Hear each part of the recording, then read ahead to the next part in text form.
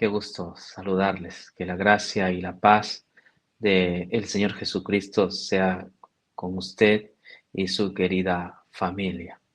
Les saluda el pastor William Anduesa. Continuamos con nuestro estudio de la epístola a los romanos. Hoy nos tocaría el versículo 2.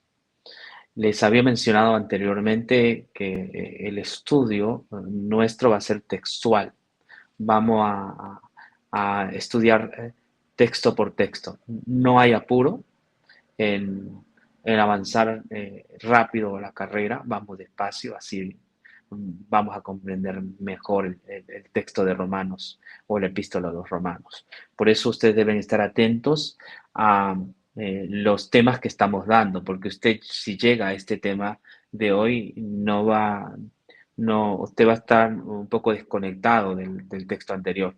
Debe mirar nuestro video anterior que está aquí en nuestra página, ¿no?, de YouTube, y familiarizarse para que luego usted pueda entender este segundo estudio.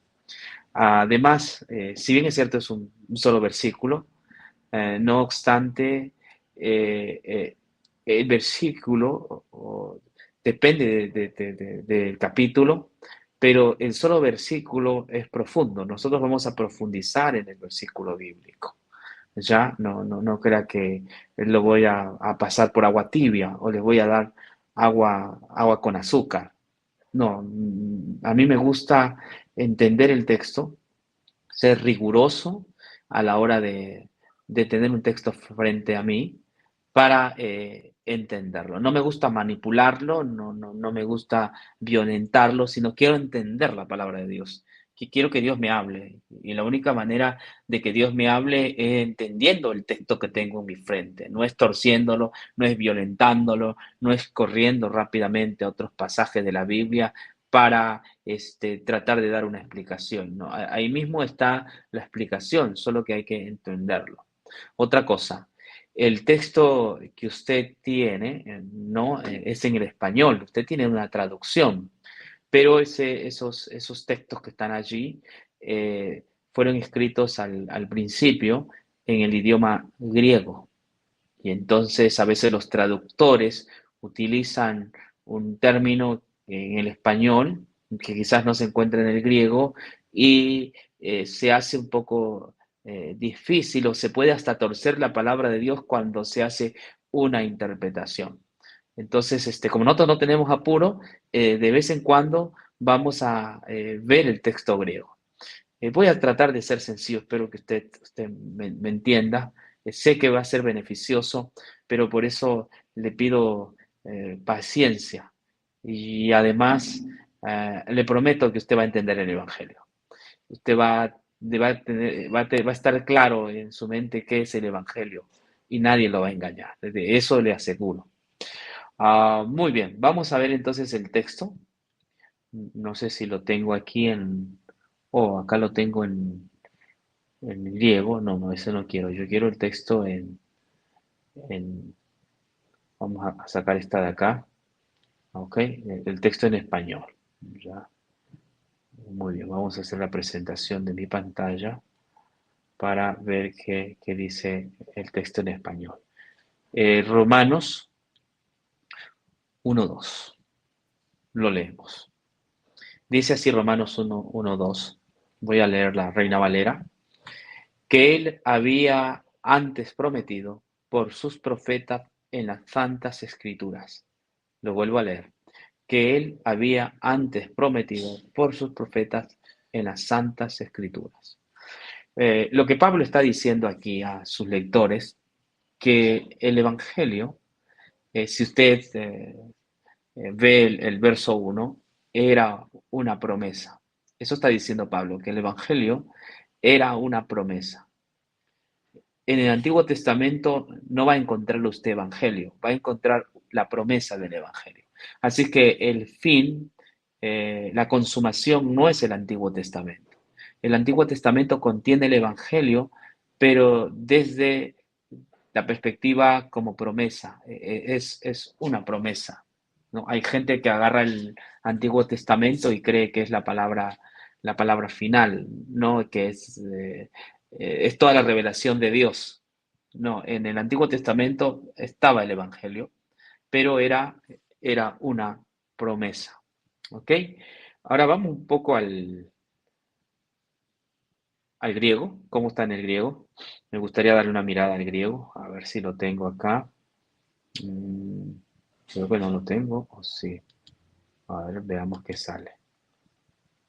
Ok, entonces me pide que presente. Vamos a presentar en la pantalla. Eh, ok, vamos a la pantalla y vamos a leer de pasada el texto griego. Ya lo tenemos. Ahorita mismo les muestro. Aquí tienen el texto griego de Nestlé, del Nuevo Testamento, de 1904. De hecho, que este texto es muy bueno, tiene el aparato crítico, y dice lo siguiente: O pro empeieilato, dia tot profeton autot en grafais agiagais o agiais. Está diciendo, este es un artículo, ¿no? Está diciendo primero que es una promesa, ¿no? Lo mismo que estábamos viendo en el español, pero le cito el griego porque hay un juego de palabras que es interesante, ¿no? Esa palabra promesa, cómo es armado la palabra promesa, ¿no? Para compararlo con el texto anterior, el versículo 1. Además dice ton profetón, es decir, que esta era una promesa que estaba revelado en el Antiguo Testamento, y quienes revelaron o enseñaron acerca de esta promesa son los profetón. Estos son los profetas, ¿sí? Después dice autón en grafais, agiagais. Lo que está diciendo es que estos profetas lo escribieron, ¿no? Grafía, de ahí viene escritura, ¿no? Caligrafía, ¿no? Grafáis es escritura, es decir, fueron los profetas los que escribieron.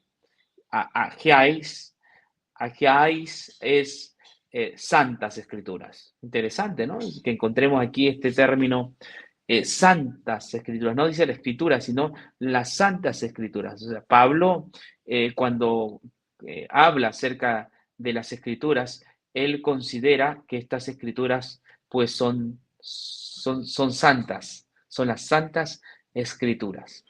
Ahora, comprendamos el pasaje bíblico. El apóstol nos está mencionando, en primer lugar, que el Evangelio que él enseña, a la cual ha sido llamado para enseñar, no es algo de su época.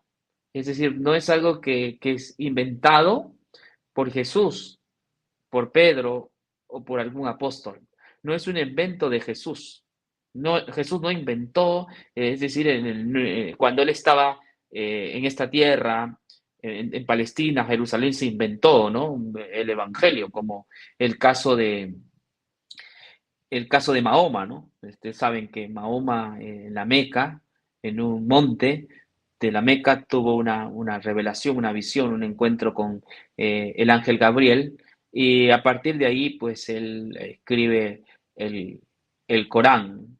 Es un invento de Mahoma o Mohamed, esto del Corán, ¿no? Es todo un invento. Cuando lee el Corán es un invento. Uh, con ciertos cambios que le hace la Biblia, muy limitados por supuesto, pero es un invento. El caso también de Joseph Smith, de los mormones, él tuvo encuentros con un ángel Moroni, quien habló de unas láminas de oro, ¿no? Y él las tradujo. Ese también es un invento. Me gusta el mensaje paulino porque él no dice solamente que Jesús lo dijo, sino que es algo que está en las escrituras. El mensaje para el cual él ha sido apartado, Pablo, es un mensaje que se fundamenta en la Escritura. ¿Ok? Es un mensaje que se fundamenta en la Escritura. Eso es lo que saca a relucir Pablo. No es un invento de Jesús, no es un invento de Juan, de invento de Mateo, invento de Pedro, de Juan Marcos, de Lucas. Ah, no, este evangelio que él predica tiene su base, tiene su raíz en el Antiguo Testamento y le llama al Antiguo Testamento las Escrituras, las Santas Escrituras. Lo que le llaman Antiguo Testamento fueron los cristianos. Yo no estoy de acuerdo con llamarle Antiguo Testamento. Me gusta más la forma como Pablo la ve, ¿no? Él dice las santas escrituras, ¿no? Entendiendo de que esa escritura es inspirada, que los apóstoles o los profetas hablaron siendo inspirados por Dios. Dios sopló en ellos lo que tenían que escribir. Pero el mensaje del Evangelio acerca de Cristo, la vida, muerte, resurrección, eh, su ascensión, eso estaba escrito en las escrituras, eso estaba revelado en las escrituras. Entonces no es tampoco Pablo que se inventó el evangelio, Dios es un iluminado tipo Buda y que se inventa un tipo de ejercicio espiritual. No, los apóstoles no pretendieron inventar nada, nunca inventaron nada. El mensaje que ellos predicaban tenía su fundamento en la escritura, en la palabra de Dios, en la sola escritura. Y hay que seguir considerando a la escritura santas escrituras. El Antiguo Testamento hay que llamarle también las santas escrituras, agión, como Pablo le llama, ¿no? Escritura, es las santas escrituras. Eh, hay que llamarle así, no estoy de acuerdo con que se le llame Antiguo Testamento. Ya por el lenguaje a veces se nos escapa y le llamamos Antiguo Testamento. No, es la palabra de Dios. Allí estaba revelado Cristo. Ahora, hay una diferencia. Aquí en este texto dice que él había prometido, o sea, Dios había prometido. Es una promesa de Dios. Solo los profetas fueron los que escribieron acerca de esa promesa, ¿no? Los profetas son los que nos cuentan, los que nos enseñan acerca de la promesa, nos revelan la promesa, pero tampoco es un invento de los profetas. No fueron los profetas que inventaron y idearon este plan de salvación. No, el apóstol dice que él había prometido, que él había dicho que había un artículo ahí, ¿no? Que él había prometido en las Santas Escrituras. ¿Quién es ese él que había prometido? Dios. Dios había prometido en las Santas Escrituras este gran evangelio, este hermoso evangelio. Entonces, las Escrituras antiguo testamentarias, llamémoslo así, solamente como referencia para no confundirnos, pedagógicamente hablando, no tiene el evangelio, habla del Evangelio como algo por venir, como algo futuro. ¿Me entiendes? No es la realidad. El Antiguo Testamento o las Santas Escrituras antiguo testamentarias no tienen el Evangelio, no está el Evangelio allí. Allí está como promesa. Está así el Evangelio, pero como promesa. No es todavía una realidad, por eso no se confunda. Hay personas que se han quedado como con el Antiguo Testamento, con la escritura antiguo testamentaria, para como un fin, ¿no? Como todo. No, es la palabra de Dios, no hay dudas de eso, sin embargo, está como promesa. Y es nuestra misión encontrar a Cristo en cada página de la Biblia, en cada página de escritura, podemos encontrar a Cristo, aquella promesa. En Génesis 3:15 encontramos ahí la promesa, ¿no? Cuando Dios a la primera pareja le menciona de un Salvador, ¿no? Que le iba a dar la guerra a Satanás y lo iba a vencer. Está la promesa. Y a lo largo de toda la historia bíblica, de las fiestas judías, de las fiestas aún civiles o las leyes civiles, todo ese aparataje de un sinnúmero de reglas, ahí estaba el Evangelio. La historia del pueblo de Israel nos habla del Evangelio, las profecías nos hablan del Evangelio, los ritos, las fiestas, el templo, las leyes, todas esas cosas, allí está el Evangelio como promesa. A, a eso nos lleva el apóstol a entender. La escritura tiene el Evangelio, pero ahí está como promesa. En el Nuevo Testamento ya no es más promesa, es una realidad. Es algo que se ha hecho eh, eh, real, ¿no? Eso, se ha hecho real. Ahora, voy a invitarles a ver un juego de palabras o un estudio que hice sobre la palabra promesa, ¿no? Sí, creo que se hace necesario, vio, de que yo pueda, esta oportunidad, presentar eh, un material que tengo acá, ¿no? Y este pertenece a mi libro. Déjame ver si lo encuentro. A ver. Ujú, ujú, ya. Tengo un material aquí que quiero mostrarles, que sería oportuno, si es que Dios lo permite. No. Ok, aquí está. Ojalá que se puedan visualizar. La palabra promesa, no sé si hay cómo agrandar la letra. A ver, ya ahí está. La palabra promesa es una palabra griega, por supuesto. Eh, Se compone de estos elementos. A ver. Mm, mm. Ok. Ah, ok. Proepengeilato quiere decir promesa. Proepengeilato es promesa de Dios anticipada, así se debería traducir, ¿no?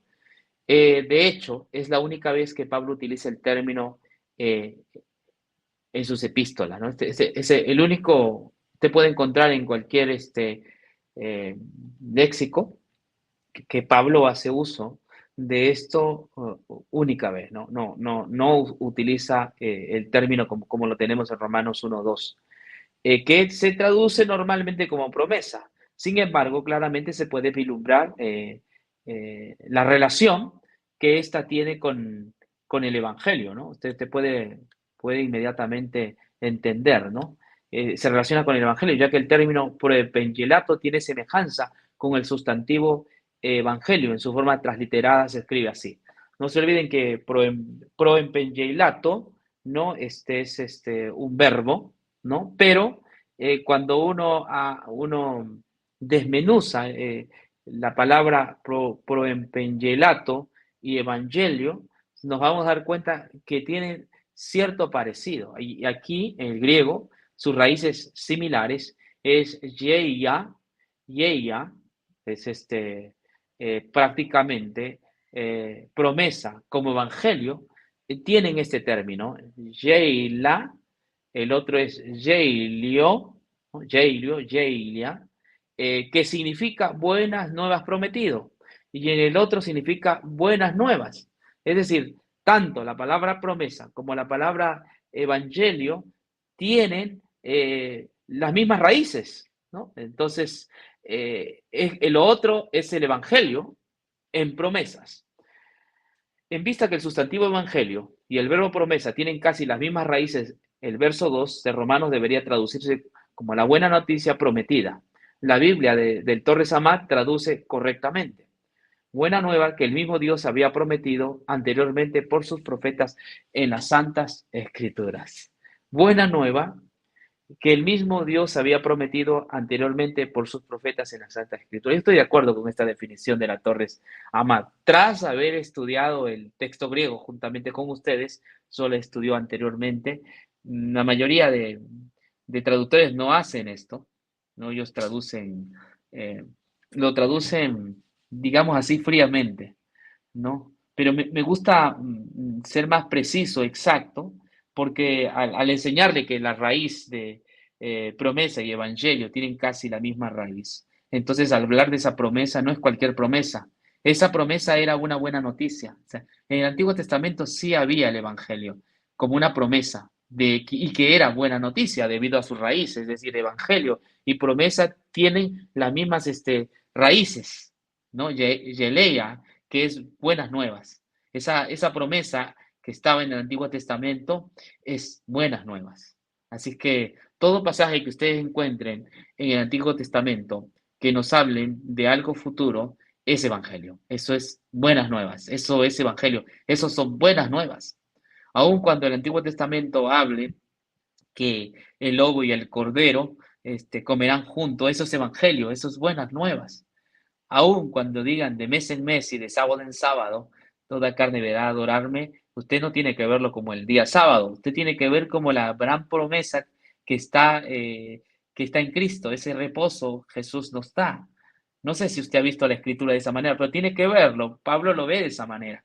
Él ve el Evangelio en el Antiguo Testamento como promesa, que él había prometido antes por sus profetas en las escrituras. Y cuando dice Pablo, las Santas Escrituras, se está refiriendo al Génesis y hasta el libro de Malaquías. Génesis hasta Malaquías, ahí está la promesa. Hay que encontrarlo. Hay que encontrar a Cristo en cada página de la Biblia. Es hermoso, esa es nuestra gran tarea de encontrar a Cristo. Ahí vamos a encontrar la perla de gran precio y nos vamos a gozar y vamos a decir, esto es evangelio. ¿No? Cuando vemos, por ejemplo, esta de Abraham, Dios le pide que sacrifique a su hijo, ¿no? A Isaac, su único hijo, el primogénito, es decir, del matrimonio, con todo el pesar y el dolor su corazón fue a sacrificarlo al monte Moriah. Él está, yo me imagino, con el corazón hecho pedazos y el Señor le dice, no, no, Abraham, por favor, no hagas eso, ya sé que tú crees en mí. Y dice que al lado había un cordero que estaba atrapado. Ese es Cristo, Cristo, ahí está Cristo. Cuando los ladrones o personas que habían hecho algo malo en Israel habían cometido algo sin querer, habían matado a alguien, supongamos estaban cruzando un abismo y a alguien le cae una piedra y ese se muere, esa persona podía ir corriendo hacia las ciudades de refugio y allí nadie le podía hacer nada, él estaba salvo, él estaba seguro. Esa ciudad de refugio es el Evangelio. Cuando nosotros vemos la ofrenda de Caín y Abel, y dice que Dios acepta a Abel y a su ofrenda, ahí podemos ver el Evangelio. Abel representa a Jesús. Nosotros somos aceptos por medio de Jesús. Y esa ofrenda representa también a Jesús. Aquí vemos el Evangelio. Está el Evangelio en toda la Biblia. Cuando dice Jehová es mi pastor, nada me faltará. Ese es el Evangelio. Nada nos faltará. Él es mi pastor y nada me faltará. Porque el Evangelio es algo que ya está consumado, hecho. Nada nos falta. Nada nos falta. Todo está hecho, todo está realizado. Es Evangelio, es Evangelio. Eso es Evangelio. Y yo quiero ser honesto con ustedes. En las iglesias no se le da mucha importancia al Evangelio. No, ellos no tienen al Evangelio como su fundamento, tienen otra cosa menos al Evangelio. Dios llama a una iglesia a levantarse con la verdad del Evangelio, a apreciar el Evangelio, a amar el Evangelio, a enseñar el Evangelio, a predicar el Evangelio. Y en estos días que vamos a estudiar la epístola a los romanos, vamos a estudiar del Evangelio. Vamos a encontrar la historia de Cristo. Vamos a encontrar en su muerte, su resurrección. Vamos a contar la historia de Cristo, que en esa justicia todo pecador puede encontrar salvación. Y ahora sí, el justo por la fe vivirá. Si te ha gustado este nuevo tema, hazme saber. A mí me gusta que comenten, que escriban. A mí me ayudas a saber de que sí está llegando el mensaje que estoy transmitiendo a ustedes, a sus corazones. Yo que sea que me manden una cartita pequeña, yo me alegro porque sé que Dios está entrando a sus corazones por medio del Evangelio. Alabado sea el Señor porque pude entrar a la casa de su hogar, aunque quizás no nos conozcamos, pero yo me glorío en el Evangelio. Es una obra de buenas nuevas, no de algo que se va a hacer, ya es una realidad. En el Antiguo Testamento era algo que se iba a realizar, en el Nuevo ya está hecho, ya está concluido. Así que podemos ir con toda seguridad a Cristo y encontrar el perdón total, completo, de todos nuestros pecadores, de todos nuestros pecados. Y por más pecador que hayas sido, si tu vida está negra y manchada, pues Jesús ha provisto también un sacrificio perfecto para el perdón de todos tus pecados. Un abrazo. Nos vemos en nuestro próximo video. Chao, chao.